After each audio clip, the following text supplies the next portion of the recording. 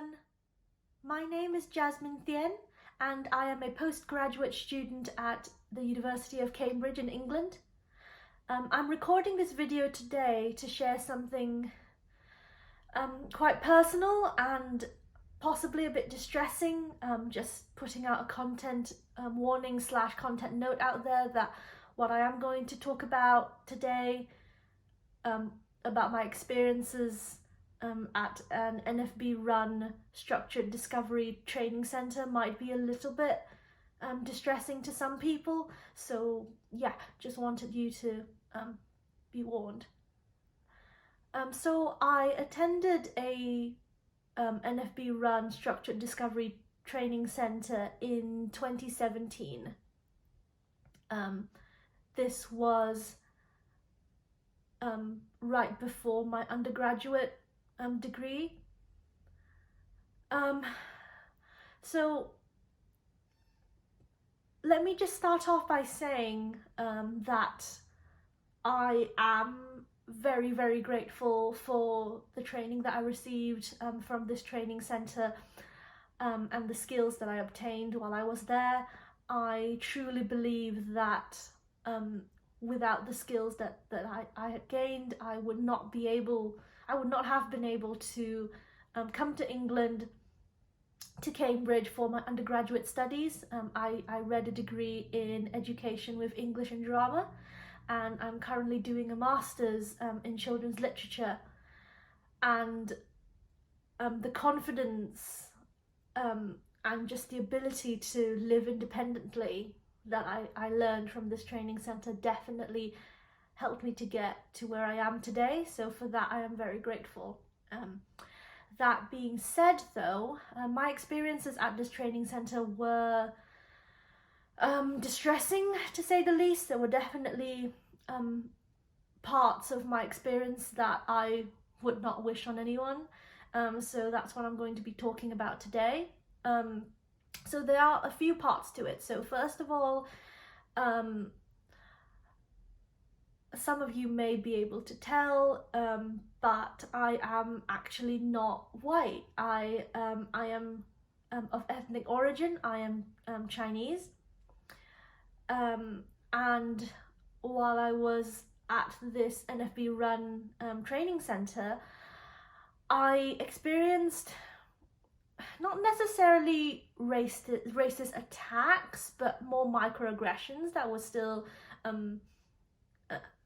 quite disturbing for me. So for example, I was often referred to as an Oriental, which does carry a lot of colonial connotations. It carries a lot of xenophobic, violent connotations. Basically, I was identified as non-American, and therefore I was always made to feel that I was an other and not really part of the community that they had there. There were also often microaggressions around how I could speak English fluently. So people would express surprise, or they would question, how is it possible that I can speak English as fluently as I do? People would express surprise that I was as clever as I appeared to be, because in their minds, Orientals weren't usually clever or hardworking, etc. Basically, I was often reminded about how I was essentially an outsider. Another thing that happened was sexual in nature, in that there was a male student at this training centre who would attempt to touch me inappropriately.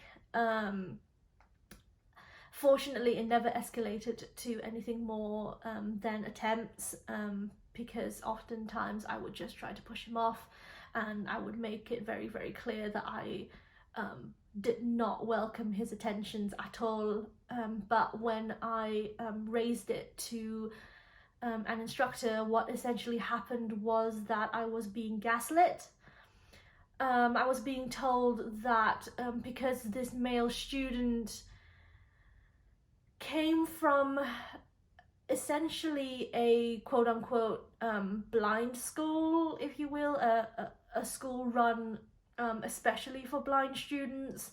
He was not taught what was socially acceptable, and therefore he didn't mean for his actions to be sexually suggestive or to make me feel uncomfortable, and therefore I must essentially give him a pass, basically. That he didn't know better, and at these blind schools they don't teach them what is socially acceptable, which I thought was complete bollocks, basically, because this person was definitely an adult, and I don't really care what school one came from. In my opinion,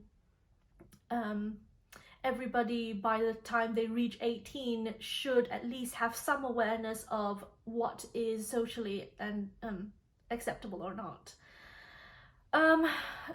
The biggest thing for me, though, that I experienced at this training centre that has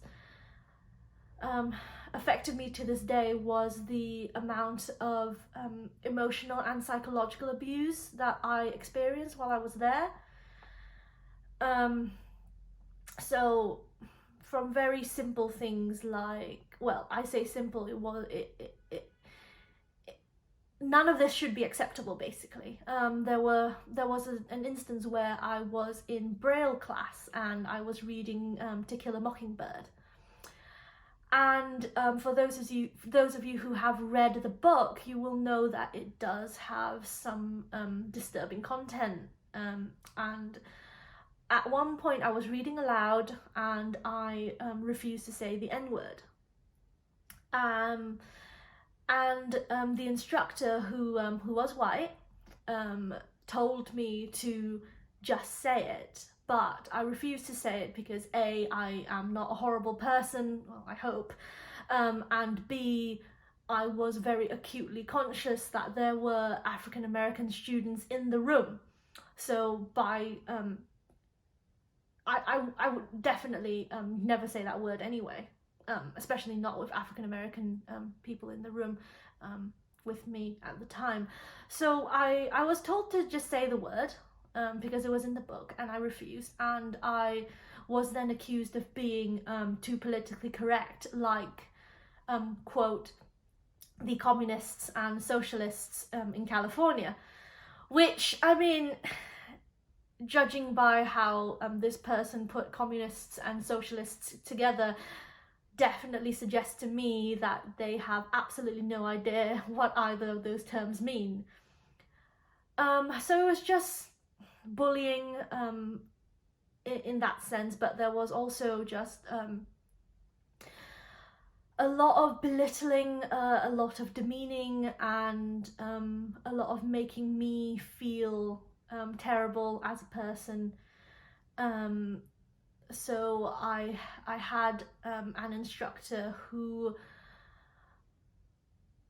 would just consistently bully me, especially when I made a mistake or when I did not perform at the standard that they expected. There were a lot of hurtful things said to me during my 6 months of training. I was told that I was worthless, I was told that I was useless, I was told that I was stupid, or at least acting like it. This instructor would tell me things along the lines of, if you're not going to put 100% of your effort into learning and into performing well, then you're wasting my time, you're wasting your parents' time and money, and you might as well just go home, sit at home, be pretty, and be waited on by mum and dad for the rest of your life. And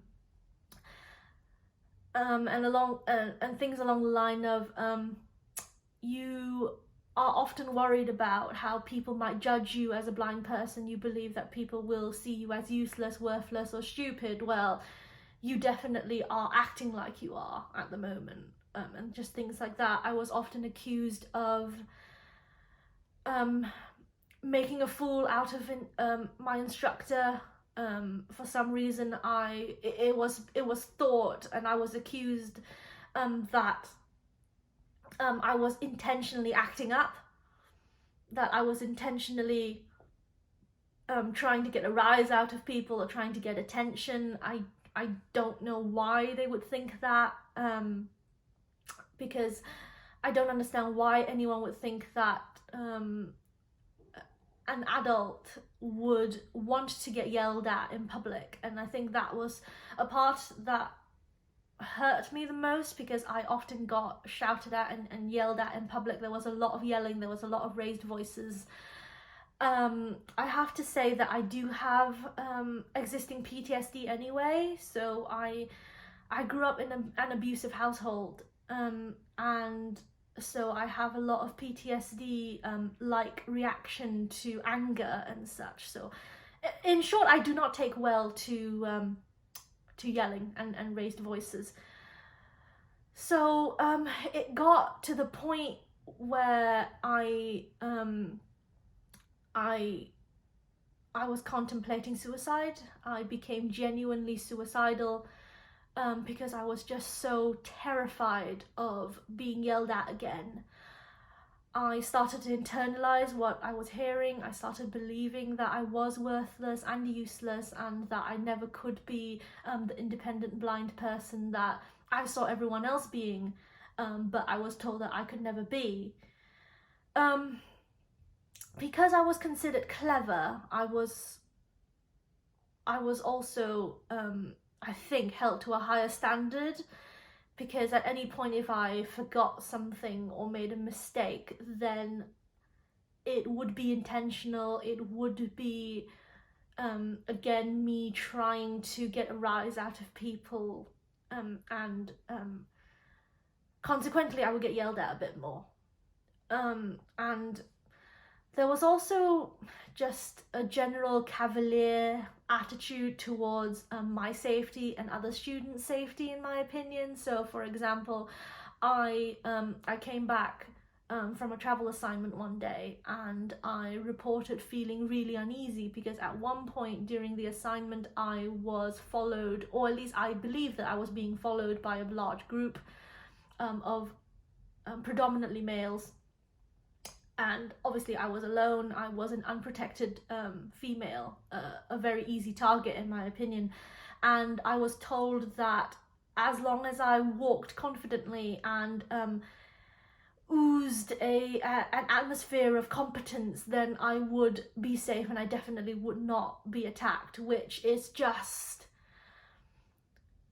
in my opinion, is just completely untrue, because many women get attacked no matter how confidently they walked. And this didn't happen to me personally, but I saw it happening to other people, in that if people were overheard speaking in a language other than English, even in their leisure time, they would be told off, being told that they were in America and therefore they needed to speak English, which is complete bollocks again, because I mean, in my opinion, if you're going to be truly American, then you should probably speak Navajo or something like that. There were students who had one or two clubbed feet or prosthetic legs, and they were essentially required to walk long distances or rock climb, even after they have expressed experiencing physical pain and fatigue, which basically I think that the centre did not really understand or appreciate intersectionalities. They felt that because we were all blind, that means that we could all be capable of exactly the same things, which is just not the case. My experience as a woman of colour who happens to be blind is completely different from, say, a trans man who is African American, who is blind and diabetic, for example. It's just things like that, really, where I felt that I was being bullied, I was my safety and my well-being was not being taken seriously. I suppose a lot of people would ask, well, in face of so much bullying and demeaning, why didn't you tell anyone? Well, at the time, there were three consequences that I feared. So one was that because these instructors and these administrators have been working at the centre for years and years and years, and I, as someone completely new, popping in and reporting issues with their behaviour, I thought that I would not be believed. Two, I feared retaliation, not from the instructors, not only from the instructors and the administrators, but also from other students. And three, I feared being ejected from the programme altogether. I had to jump through a lot of hoops to even get myself into this programme, especially as a foreigner. So I at the time, I did not see a way forward for me to say anything about it. And even now, while I'm talking about this to you, I am very, very nervous because I am afraid of retaliation, but I do recognise that I have been sitting on this for over 3 years now, and the longer that I keep silent on it, the more students and trainees potentially are getting hurt by the same things that I experience, or maybe worse, which is why I decided to put this out there and to say that this should be unacceptable. I think what brought this to a head for me is that I work as a volunteer tutor here in England. I tutor students from disadvantaged backgrounds, and we receive regular training, safeguarding training for our tutors.